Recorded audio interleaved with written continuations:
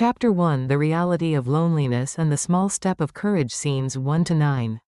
Everyone, the story I'm going to share with you today is truly special. It's about 73-year-old Grandma Park Soon-ya. After her husband passed away, she spent 5 years eating alone, watching TV alone, and falling asleep alone. Her children were busy, and one by one, her friends stopped calling. One day, the grandmother looked in the mirror and realized, when did I become so quiet?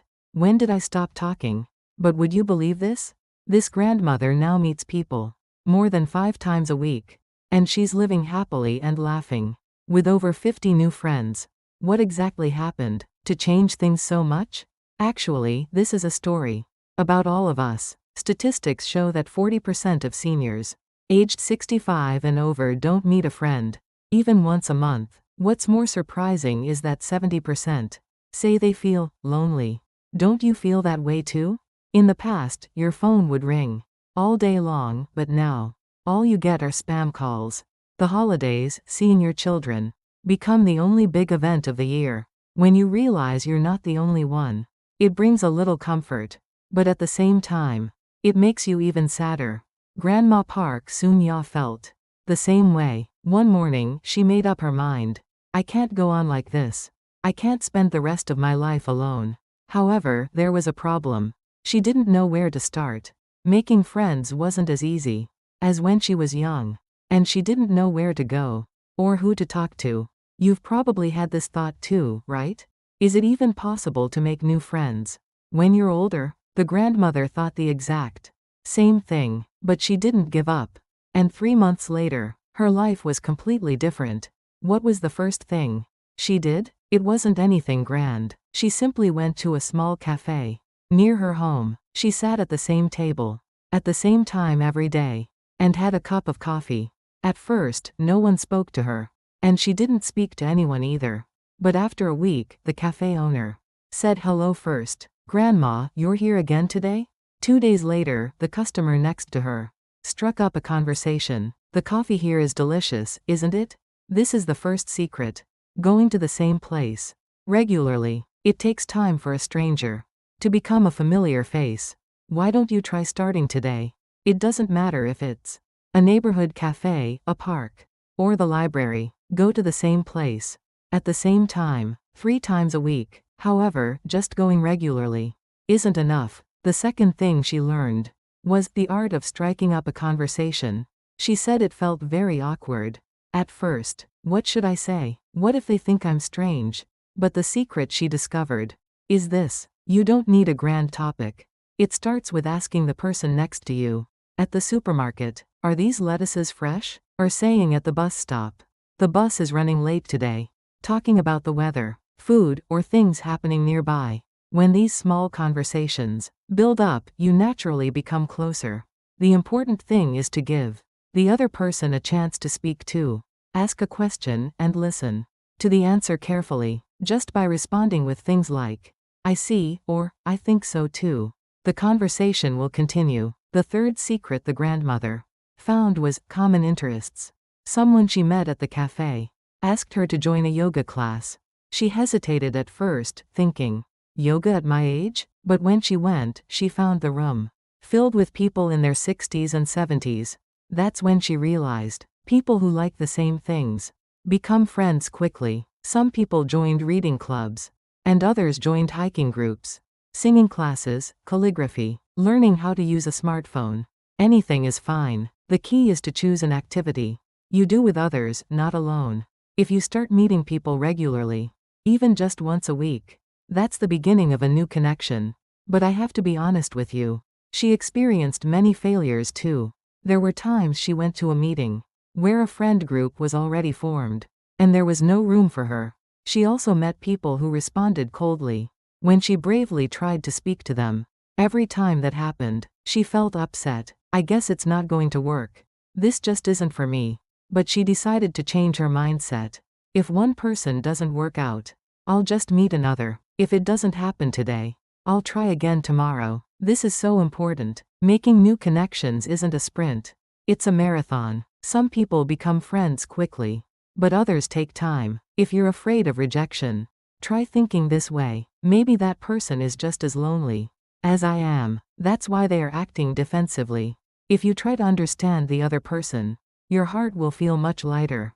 Just for a moment, let me share something crucial. 3 true friends are worth more than 100 acquaintances. At first, the grandmother tried hard to meet many people. After all, having lots of friends looks good on social media, right? But as time went on, she realized what you really need is a deep, meaningful relationship. 5 people who sincerely listen to your story are far more precious than 50 people you only exchange superficial greetings with. So, she changed her strategy. She decided to meet many people, but seek out a few whose hearts she truly connected with, and meet them more often, more deeply, having a serious conversation over tea once a week. That's what real friendship is about. So, that's the first part of Grandma Park Soon-ja's story. She was alone at 73, but she started with a little courage, and now every day is joyful. You can do it too. Age is just a number. Whether you're in your 60s, 70s, or 80s, it's never too late to make new friends. Do you remember the 3 secrets she shared today? First, go to the same place regularly. Second, start with small talk. Third, meet people who share common interests. If you put these 3 things into practice, you will surely discover a different you in 3 months. In the next part, I'll tell you more details about how she made 50 friends and the specific methods for building true, deep friendships. Please don't give up. Your second chapter of life starts now. Chapter 2: 4 Ways to Deepen Relationships. Scenes 10 to 19. 3 months later, Grandma Park Soon-ja's day was completely transformed. Monday morning at 10 a.m., she heads to the neighborhood community center. She has a yoga class there. She became best friends with Grandma Kim Young-suk and Grandma Lee Young-hee, whom she met there. After class, they always have coffee and chat for a while. Tuesday is her book club. Wednesday is smartphone class. And Thursday is calligraphy. And Friday? On Friday, she goes to the movies with her new friends. Can you believe it? The grandmother who lived alone for 5 years is now meeting someone every single day. But that's not all. There was a more important change that happened. The biggest change she found was in her own heart. Before, whenever she looked in the mirror, she only thought, I'm so old. Who would want to be friends with an old woman like me? But now, it's different. Today will be a good day.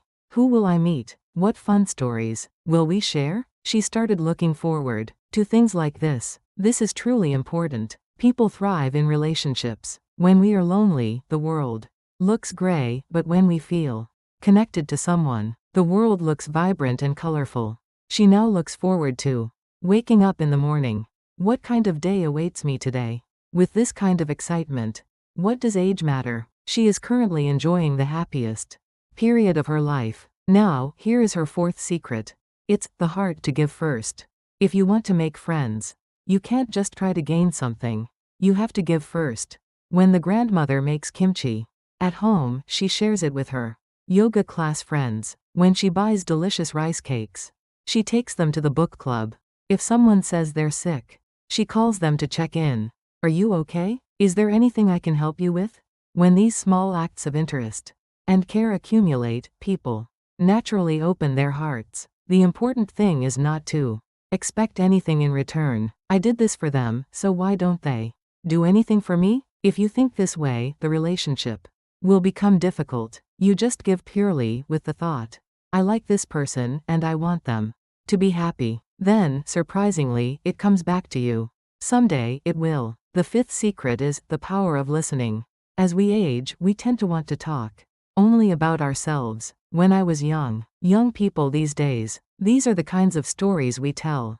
But the grandmother realized people want someone to genuinely listen to their stories. So, she consciously tried to listen more and speak less. She would respond with things like, so, what happened next? How did you feel then? That must have been so difficult. When she showed this kind of reaction, the other person felt, this person truly understands me. That's the beginning of a deep friendship. We all need someone to listen to our stories. So, please try practicing this starting today. In a conversation, listen 70% of the time and talk only 30%. Then, people will start seeking you out. The sixth secret is very simple, but truly important. It's keeping your promises. The grandmother is never late for an appointment. If something comes up and she can't go, she contacts them well in advance. Why is this important? As people age, they start thinking, I'm not an important person anyway. So, they become careless with their promises. They think, it won't matter if I don't go. Or, they'll understand if I'm late. But if that happens repeatedly, people stop trusting you. Conversely, if you keep your promises well, people feel that person is trustworthy. And, they value us. Every small promise you keep builds trust. And trust is the foundation of all relationships. The seventh secret is humor and a positive attitude. The grandmother says, when you get older, you have a lot of aches and pains, and sad things happen. But if you only talk about that every time you meet, people get tired. That's true. We all have difficult times. Aches in the knees, high blood pressure, worrying about the children. But if you only complain every time you meet, people will drift away. So, the grandmother consciously tries to talk about cheerful things. A funny story she saw on TV. A cute thing her grandchild did. Or the delicious food she ate today. These are the kinds of stories she shares. She even laughs and talks about her own mistakes. Oh dear, I put on my glasses. And then looked for my glasses. Just like that. People like to be around someone who makes them feel good. Be that person for others. In this day and age, the smartphone is also an important tool. The grandmother found the smartphone difficult at first. But after learning it, her world changed. She created a group chat room with her yoga class friends. They check in on each other, share funny photos, and make plans to meet. The weather's nice today. Want to go to the park? She asks. They even video call to talk face to face. Of course, meeting in person is the best, but when you can't meet often, keeping in touch like this is important. However, there's a point of caution. You shouldn't rely only on your smartphone. If you only text but never meet in person, it's not a real connection. The smartphone is just a tool. True relationships are built by seeing faces, holding hands, and sharing meals together. Another secret she found was making connections, regardless of age. At first, she only tried to befriend people in her own age group. But her perspective changed. After meeting young mothers at the park, she helped watch their children and shared her parenting experiences. Because of this, she became friends with the younger generation too. She said they learned a lot from each other. The younger people taught her how to use her smartphone, and she shared her life experiences with them. Just because there's a generation gap doesn't mean you can't be friends. In fact, having friends of various ages makes life much richer. Wouldn't it be great to have friends in their 60s, 70s, 80s, and even 40s and 50s? Age is just a number. If your hearts connect, that's a friend. But I must be honest, not every attempt succeeds. The grandmother was rejected many times. Some people ignored her when she spoke, and she wasn't welcomed in some groups. Every time this happened, she was hurt. What's wrong with me? Did I do something wrong? But she decided to think this way. I can't be friends with everyone. That person has their own circumstances. It's not that there's something wrong with me, we just aren't a match.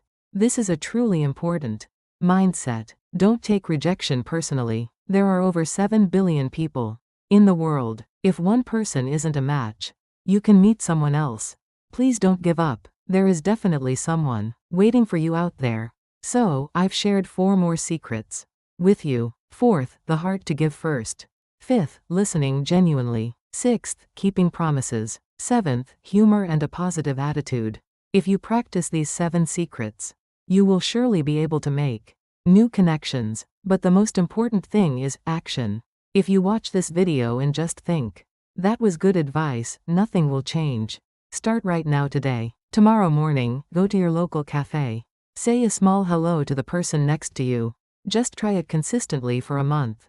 In 3 months, you will definitely discover a different you. In the next part, I'll tell you how the grandmother maintains her deep friendships and how she resolves conflicts when they arise. Thank you for joining me. Chapter 3 3 Secrets for Lifelong Friendship and Conflict Resolution Scenes 20 to 29. Now, we're at the final part of the grandmother's story. It's great to know a lot of people, but true friendship is what matters, right?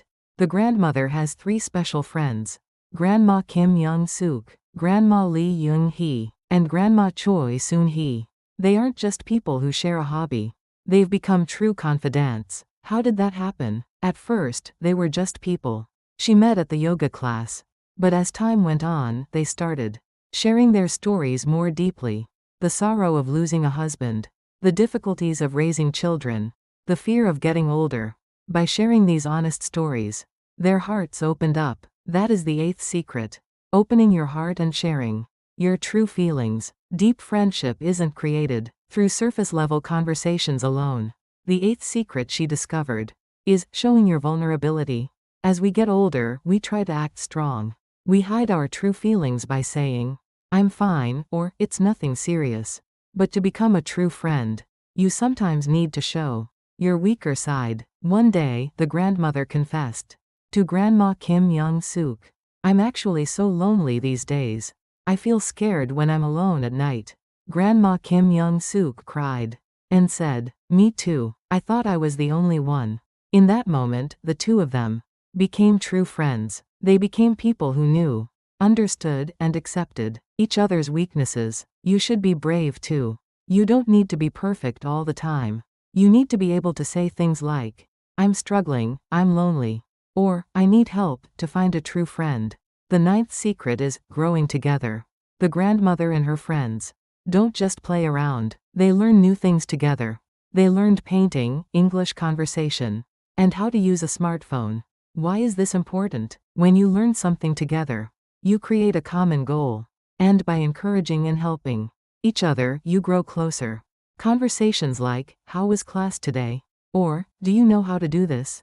come naturally. Also, learning something new gives us vitality, because you feel, "I can still learn," and "I can still grow." You shouldn't stop learning just because you've gotten older. Keep learning and keep growing throughout your life. Then, your relationships with friends will become much richer. The 10th secret is respecting boundaries. Just because you've become close doesn't mean you should try to know everything about them. It took the grandmother some time to learn this. At first, she got too friendly and asked about her friend's private life. Questions like, "How often do your children visit? How much allowance do you get?" But one day, her friend seemed uncomfortable. That's when the grandmother realized there are lines you shouldn't cross. No matter how close you are, don't ask about things the other person doesn't want to talk about. It's okay not to contact them every day. Meeting once or twice a week is enough. If you become too clingy, the other person will feel burdened. Maintaining a comfortable distance while respecting each other, that's the secret to a long-lasting friendship. However, conflict is inevitable, even in the best relationships. The grandmother has had arguments with her friends before. One time, she got the appointment time wrong and kept her friend waiting for a whole hour. The friend was angry, and there was no contact for a few days. What did the grandmother do? She apologized first. She called and honestly said, "I was wrong. I'm really sorry." She didn't make excuses, and she acknowledged her friend's anger. "You had every right to be angry. I would have been angry too." When she apologized so sincerely, her friend calmed down. When conflict arises, don't focus on who is right or wrong. The relationship is more important. Apologize first and reach out first. Don't lose a good friend because of pride. What is the secret to a long-lasting friendship? The grandmother says it's consistency. Meeting regularly, rain or shine. In spring, summer, fall, and winter. Of course, you can't meet every time. There are times when you're not feeling well, or other things come up. But they try their best to keep the commitment. Meeting at the same time, at the same place, once a week. When this piles up, it becomes 3, 5, and 10 years. The grandmother and her friends have been meeting every Wednesday at 10 a.m. for 3 years now. Rain or snow, they always keep this appointment, because they know how precious that time is to each other. You should start too. Make a small commitment and stick to it consistently. That's how you make a lifelong friend. The grandmother and her friends always celebrate each other's special days. For birthdays, they prepare a small cake and celebrate together. If a grandchild gets accepted to college, they all gather to congratulate them. They celebrate even small achievements with great joy. Things like, I finally succeeded in sending a photo on my smartphone. They all clap and celebrate. Why is this important? When someone shares your joy, that joy doubles. Sharing sorrow halves it, and sharing joy doubles it. It's easy to think that you have fewer reasons to celebrate as you get older.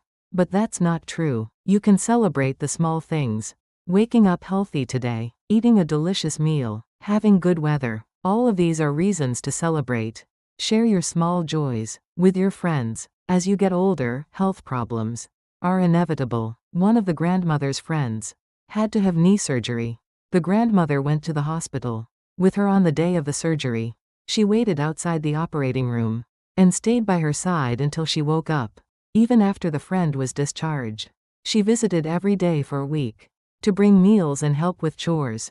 This is what a true friend is. It's not just being there for the good times, but also being by their side during the difficult times. We are aging together. Someone might get sick first, and someone might need help later. That's when we take care of each other. Family is important, but family is busy. That's when friends become a big help. The security of knowing, even if I get sick, I have someone who will take care of me, is incredibly meaningful. So, start building those relationships now. Well, that concludes the story of Grandma Park Soon-ya.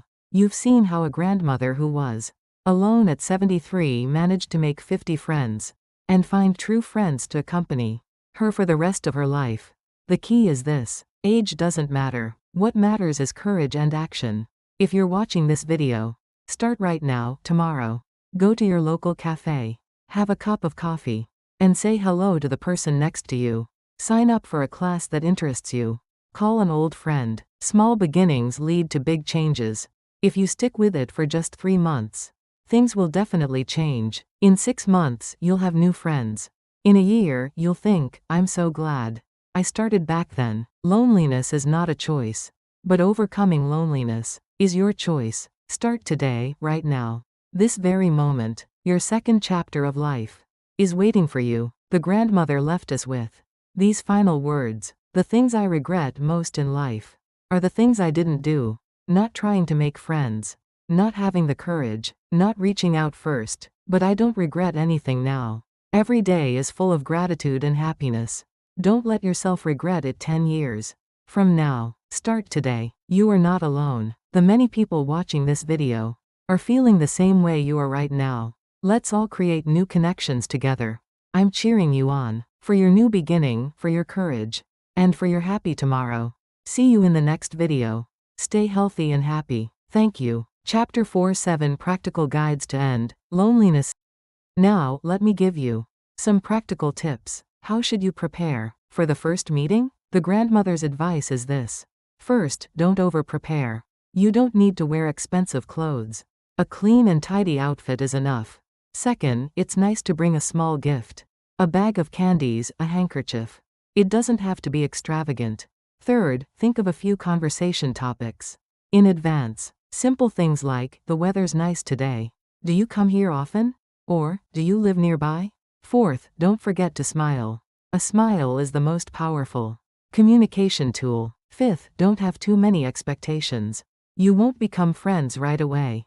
Just think, it's a success if I say hello to even one person today. You're building small achievements. What should you do when you get rejected? This is truly important. Here's what the grandmother did.